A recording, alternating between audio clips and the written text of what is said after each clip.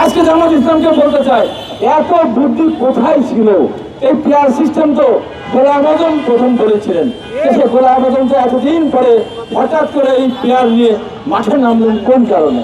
তার মানে আজকে খোঁজে যখন চরমনায় উনি বলেছেন, কথাই তো কথা আসে, আমাদের নেতা জনাব তারেক রহমানকে যেভাবে নির্যাতন করেছিল পৃথিবীর ইতিহাসে এইরকম নির্যাতন ইতিহাস কোনদিন নেই। দেশের মানুষ দেশ স্বাধীনতার তিনি ঘোষণা দিয়েছিলেন, যুদ্ধ করেছিলেন বীরত্তম জিয়া রহমানের সন্তান, দেশ খালেদা সন্তান, এমপি ছিলেন না, মন্ত্রী ছিলেন না, তাকে ধরে নিয়ে গিয়ে নির্মম নির্যাতন করে উপর থেকে ফেলেছে, তার মেরুদণ্ডে হার ভেঙে হলো।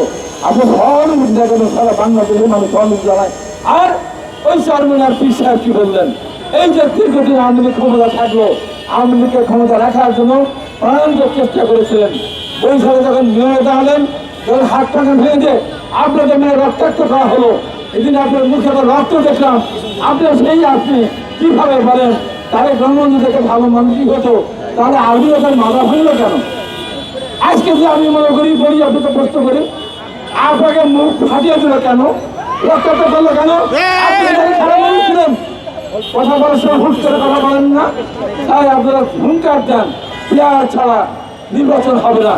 আমি আপনাদেরকে প্রশ্ন করতে চাই, সাংবাদিক ভাইদের মাধ্যমে আমি সারা বাংলাদেশের মানুষের কাছে প্রশ্ন করতে চাই, যারা আজকে এই সমস্ত কথা বলছে, বলেন এই দলগুলির একটা অবদানের কথা বলেন। বসুন্ধরা টিস্যু, অশুদ্ধতার বিরুদ্ধে এক বিন্দুও ছাড় নয়। বলেন দেশের মানুষের জন্য, সমাজের জন্য, এই দেশের স্বাধীনতার জন্য ওই চরমোনাইকে একজন মুক্তিযুদ্ধ দিয়েছিল। আজকে যে জামাত ইসলাম বিএনপি পেটের মধ্যে রেখে বিএনপি তাদেরকে জীবিত রেখেছে, রাজনীতির সুযোগ দিয়েছে, সেটা ইতিহাস একদিন বলবে বিএনপি কতগুলো ভুল করেছে না ঠিক করেছে। সেই জামাত আজকে বিএনপির বিরুদ্ধে কথা বলে, তাদেরকে নিজেরা স্বীকার করেছে। কি কথা স্বীকার করলো? আমরা মুক্তিতে অংশগ্রহণ করি নাই, 1% আমরা রাখতে চেয়েছিলাম। এটা কোনো বড় বিষয় না, কত বড় সর্বনাশা কথা। 1% রাখা মানে কি? 1% রাখতে মানে 71 সালের সমস্ত নারী দর্শন থেকে শুরু করে ঘর বাড়ি জ্বালানো, মানুষ হত্যা, সব কিছু দায় তাদের।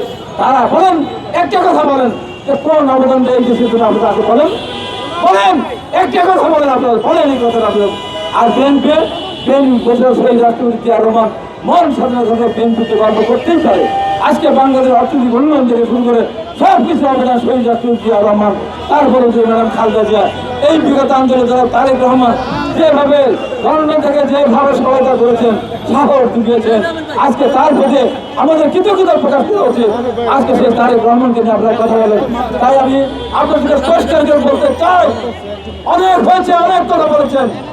আমাদের নেতা জনাব তারেক রহমান, দেশনেত্রী বেগম খালেদা জিয়া এবং শহীদ রাষ্ট্রপতি জিয়া রহমানের বিরুদ্ধে কথা বলার সময় 10 বার ভাববেন। আমাদের বিরুদ্ধে কথা বলেন, আমাকে মারেন, ধরেন, জেলে করেন, অনেক কথা বলেন, কোনো আপত্তি নেই, কিন্তু আমাদের ছোট্ট নেতৃবৃন্দের সম্বন্ধে কথা বলার সময় হিসাব করে বলবেন।